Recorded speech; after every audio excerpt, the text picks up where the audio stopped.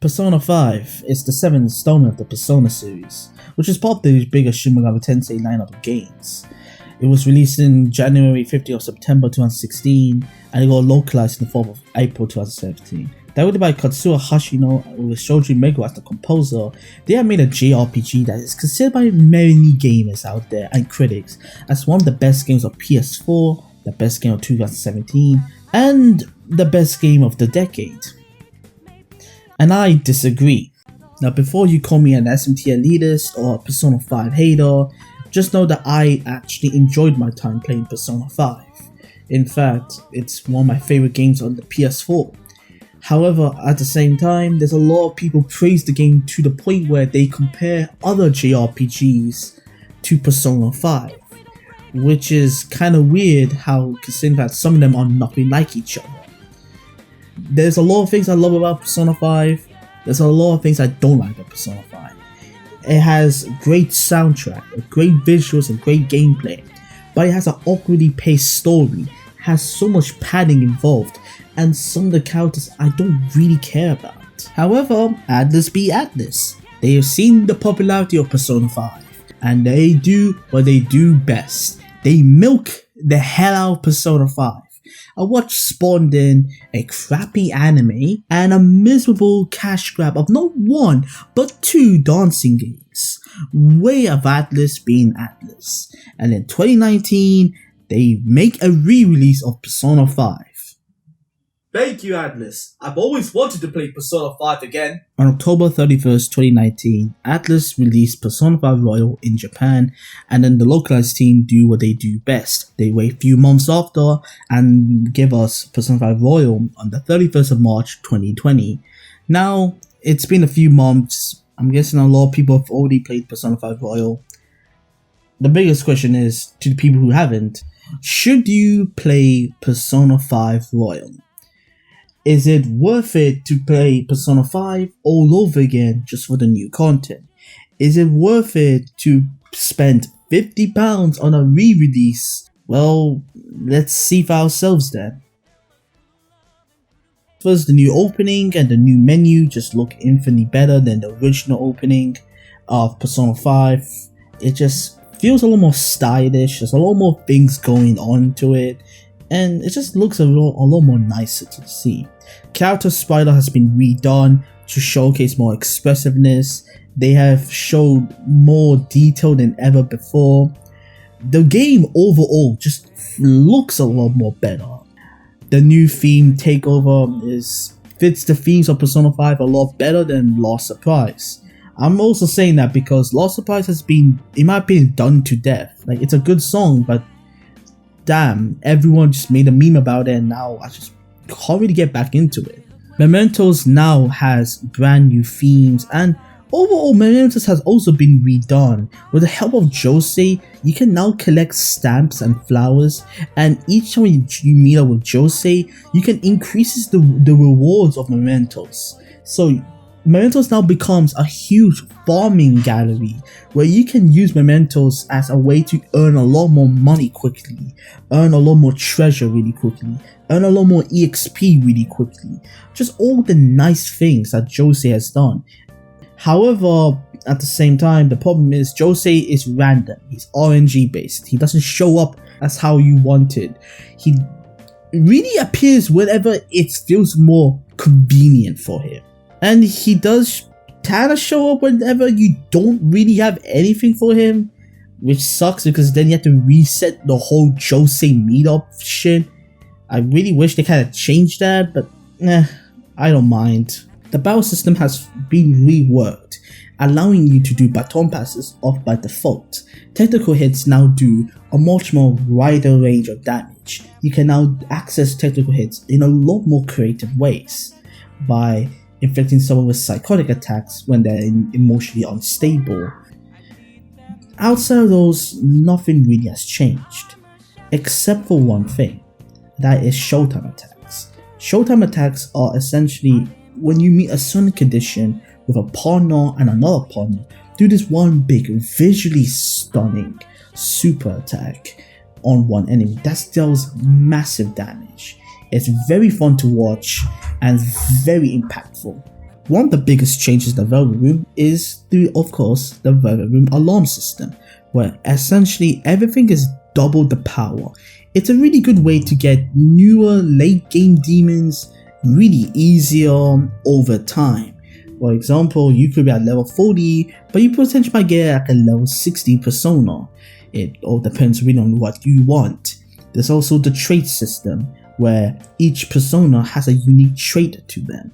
For example, if you fuse Jack Frost, you might have a trait where all of his physical attacks might be decreased by half, or in a better case, all of his ice attacks will be doubled. Or you potentially might get someone who does decrease of SPs or HP costs. It depends really what type of you want, and that's why I really enjoy actually going to the Velvet Room time to time. There's also the Velvet Room fights, and I want to talk about them a little bit because there's a thing that I'm really pissed off about. Next up is Kinchi Joji, and I'm gonna be completely honest here.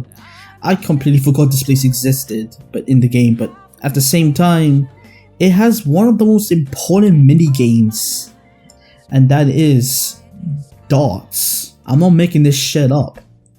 You see, darts affects your baton pass rank. Each character now has a rank for their baton pass, and the higher the baton pass is, the much more better effects are. Overall, everyone gets the same idea. Each time you go through a baton pass, your attack increases. However, if you increase some person's baton pass rank, you may receive some benefits for it. For example, baton pass rank 3 gives you SP recovery and HP recovery, and baton pass rank 2 gives you HP recovery. And each of them gives you a decreased cost, to the point where if you reach up to the highest rank of baton pass, you potentially will cost nothing.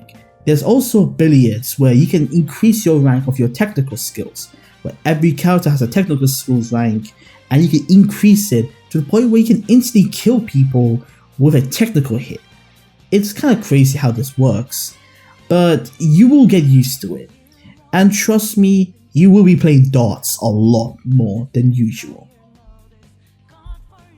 Now, when it comes to re-releases and Persona or SMT games, there's always going to be that one character that Atlus is adding in, which has some controversies. Either some people love that character, or some people hate that character. But I feel like with Persona 5, they actually made characters that are, I think, universally accepted as one of the best. And that being is Kasumi and Dr. Moroki. And obviously, they are introduced in a very good way. Like, they're not taking up the space. It doesn't feel like it's forced in or shoehorned in. They feel like they're there. It just feels as if they were meant to be there in the original game. Which is kind of funny how the original game I didn't really like too much the characters. I only like very few. But this one is definitely either Dr. Moroki and Kasumi. The music in Persona 5 Royal is arguably the best things in the game so far. Persona 5 music has always been amazing. Not my personal favorite, it's not like SMT4 quality, but it's still up there as one of the greats.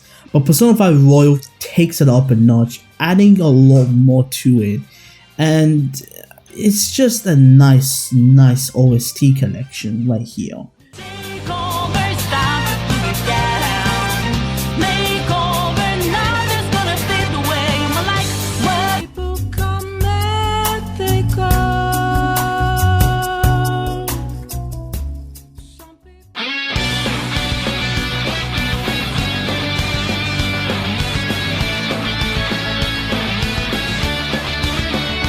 And there's even one OST that takes it back all the way to the nostalgia levels.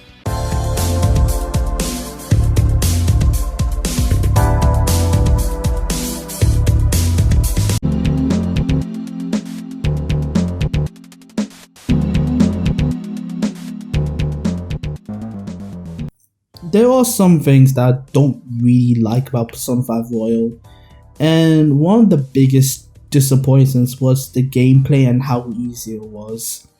I'm a man who always plays every SMT games to the fullest past my challenge. SMT games have always been the ones that I always love seeing a good challenge in. Whether it could be Devil Survivor, Devil Summoner, or hell, even Persona 1, 2, and 3. Persona 5 Royal just didn't give me that experience. While it did give me a wholesome gameplay experience, the overall challenge factor was really disappointing. However, the Velvet Room does have special battles in which you can test yourself and think outside the box to earn the highest scores, just so you can earn the highest rewards in any of these Velvet Room fights. And it comes with probably possibly one of my favorite musics in Persona 5 Royal. However, Atlas saw this, saw money in their eyes, and they made it DLC. Now, in my honest opinion, a re-release that cost up to £60 having DLC is not a good look on Atlas, especially with what they're giving you. For example, you're getting crappy skins that could be able to get for free if it was unlockable, but nope, they're all DLC. Then you have the Kasumi bundle, which costs up to £13 for a character that shows up really late to the game. I'm sorry, I need to say it. She shows up really late, and people are buying her costumes thinking that, she immediately is gonna show up. I'm sorry, Chief, she's not gonna show up that often. In my opinion, you should just get the Legacy bundle. That's for free, and surprisingly, funny enough, that actually gives you a lot more content than the DLC bundle, which gives you all of that, and the Legacy bundle, which you can always get for free. So I don't see the point of buying the whole DLC bundle.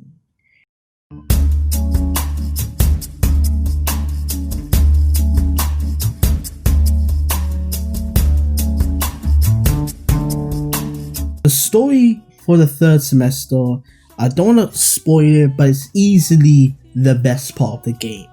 I haven't even shown any clips of it because I don't want people to get spoiled about it. It is such a good story. It's deep, it's meaningful, it has a theme, it keeps it fresh, and it's cohesive. The dungeon is great, challenging, because it has so much demons on late game having all their own unique moves. It is atmospheric, there is a lot of things to do in it. It's very long. It's a very long dungeon. The music is happy but yet terrifying. It's gloomy, and the final boss is easily the best part of the game. Unfortunately, at the same time, there is a bit of problems here. The final boss, Lost Two-Face, is pretty easy and it's scripted. And despite everything that I've said about the third semester, it's only 10 hours of brand new content. I mean, it's 10 hours of triple S tier content, but it's still just 10 hours. And then it goes back to the main game story with a very unique ending. And that is Persona 5 Royal. With all the things I've said, all the positives, all the negatives of Persona 5 Royal, there's still one question in my mind. Is it worth it playing Persona 5 Royal? Yes. And no. Look, I'm not gonna be beating around the bush here. Persona 5 Royal is a good game, and it's probably even better than Persona 5. But at the same time, to Persona 5 fans who played the game, who's thinking of maybe playing Persona 5 Royal, just think about that you're spending yet again £50 on the same game with just a couple of gameplay changes here and there and 10 hours of new content. But to the people who haven't played Persona 5 yet, who still hasn't even started the game, this is the definitive version for you. This is a must play for you. And you should get Persona 5 Royal instead of Persona 5. But then again, you probably already knew that. Hey yo, it's Perso. And if you like this video, comment down below, like and subscribe.